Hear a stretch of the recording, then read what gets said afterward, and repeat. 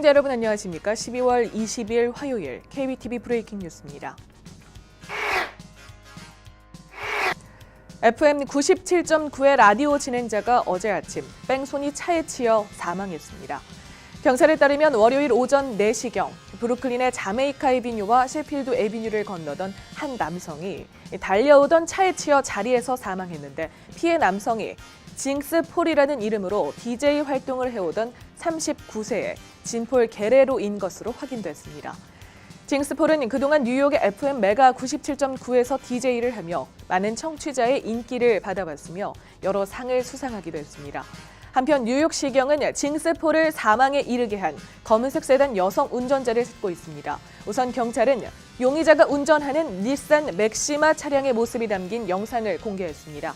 이 여성 운전자에 대한 제보는 전화로 가능합니다. 오늘 아침 뉴저지 이스트 브런즈윅에서 차량 2대가 정면 충돌하면서 2명이 사망했습니다. 오늘 오전 4시 30분경 라이더 레인을 달리던 차 2대가 충돌하면서 운전자 1명은 그 자리에서 목숨을 잃었고 다른 운전자는 병원으로 이송됐지만 사망했습니다. 라이더 레인은 이 일로 오늘 아침 통제됐다가 통행이 재개됐습니다. 어제 보도해드린 맨해튼 타임스퀘어 칼부림 사건이 발생했던 지난 일요일 새벽 미드타운 이스트에서도 한 남성이 기습적으로 칼에 맞는 사건이 벌어져 경찰이 조사에 나섰습니다. 사건은 지난 일요일 오전 1시 45분쯤 46가와 메디슨 애비뉴에서 발생했습니다. 여자친구와 함께 워싱턴에서 뉴욕으로 여행 중이던 23살 피해 남성 코놀 라스머스는 한 괴한에 의해 목 부위가 칼에 찔렸습니다. 이날 피해 남성은 그의 여자친구에게 청혼을 한 뒤 얼마 지나지 않아 괴한에 공격을 당한 것으로 알려졌습니다. 경찰은 인근 감시 카메라 영상을 바탕으로 용의자 추적에 나섰습니다. 어제 독일 베를린 시내에서 벌어진 트럭 테러. 크리스마스 쇼핑을 하려고 많은 이들이 상점에 모여 있어 피해가 컸는데요. 이 테러로 인한 사망자가 12명으로 늘어난 것으로 공식 확인됐습니다. 베를린 경찰청은 현재 트럭 테러로 인한 사망자가 12명, 부상자가 48명이라고 발표했습니다. 당초 알려진 사망자와 부상자 수는 9명, 50여 명이었습니다. 부상자 중 일부는 치명상을 입어 추후 사망자 수가 더 늘어날 가능성도 배제할 수 없는 상태입니다.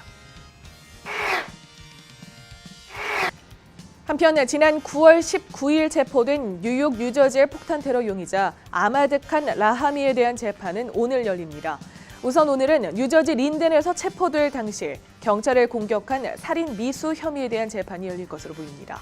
우선 라하미 측 변호사는 유죄를 인정하지 않은 상황입니다. 또 라하미가 경찰이 쏜 총에 맞아 아직까지 입원 치료를 받고 있는 상황이라는 점을 강조할 것으로 예상됩니다. 현재 라하미는 뉴욕 맨해튼 첼시의 폭탄 테러와 뉴저지 시사이드 파크 등의 폭탄 테러 또는 기도 혐의로 기소되어 있는 상태입니다. 이 모든 사건으로 부상을 입은 피해자는 총 31명으로 집계됐습니다. 브롱스의 한 가게에 무장 강도가 침입해 경찰이 용의자 수색에 나섰습니다. 지난 일요일 오후 7시 10분경 브롱스 킹스 브리지 로드의 식료품 가게에 총으로 무장한 용의자가 침입해 카운터 뒤편에 있던 종업원 여성에게 총으로 위협하며 현금을 요구했습니다. 용의자는 $500를 갈취해 달아났습니다. 경찰은 이 용의자가 마지막으로 찍힌 감시 카메라 영상에서 검은 후드티와 검은 재킷, 검은 안경 등으로 얼굴을 모두 가리고 있어 신원 파악이 어렵다고 전했습니다. 따라서 경찰은 브롱스 식료품 가게 무장 강도 용의자에 대한 신고를 당부하고 있습니다.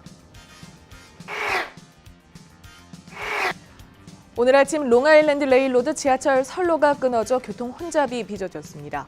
뉴 하이드파크 인근 선로가 끊어지면서 45분에서 60분 사이 동안 롱콘코마와 포트 제퍼슨, 오이스터베이 양방향 라인에 지연이 발생했습니다. 최근에도 롱콘코마와 파밍데일 사이 양방향 라인의 지하철 서비스가 1시간여 지연된 적이 있어 선로 보수 공사에 나선 바 있습니다.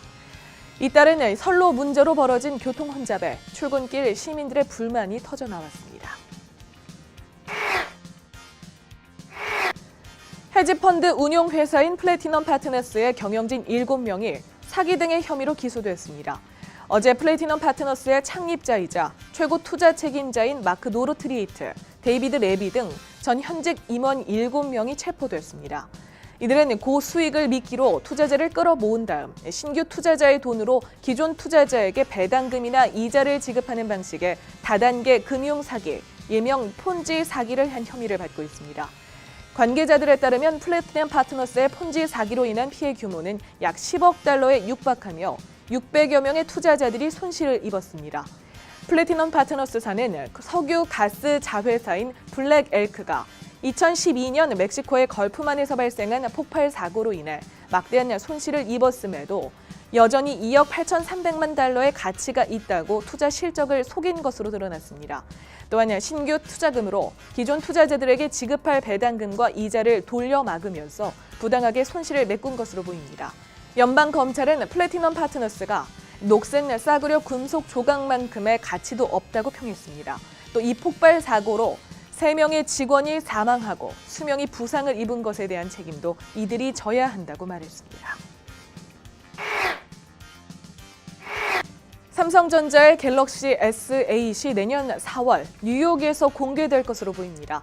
삼성전자의 소식을 전하는 IT 외신 샘 모바일은 어제 갤럭시 S8이 내년 2월 바르셀로나에서 열리는 모바일 월드 콩그레스가 아닌 4월 뉴욕에서 공개될 것이라고 전했습니다. 샘 모바일은 삼성전자가 갤럭시 노트 7의 발화 원인 조사를 끝마쳤다고 밝히며 내년 초 결과를 발표하고 신제품을 공개해 소비자 신뢰를 회복할 계획이라고 말했습니다. 이는 전작인 갤럭시 S7 공개보다 2달여 늦춰지는 것으로 앞선 모델인 갤럭시 S7은 모바일 월드 콩그레스 2016 개막 하루 전인 2월 21일 언팩 행사에서 공개된 바 있습니다. 한편 지금까지 보도된 외신들에 따르면 갤럭시 S8은 듀얼 카메라와 AI 음성 비서를 탑재할 것으로 예상되며 얇은 베젤과 홈 버튼을 없앤 디자인으로 나올 것으로 전망됩니다. 12월 20일 화요일 KBTV 브레이킹 뉴스 마칩니다. KBTV 뉴스9은 오늘 밤 9시에 방송됩니다. 시청해주신 여러분 고맙습니다.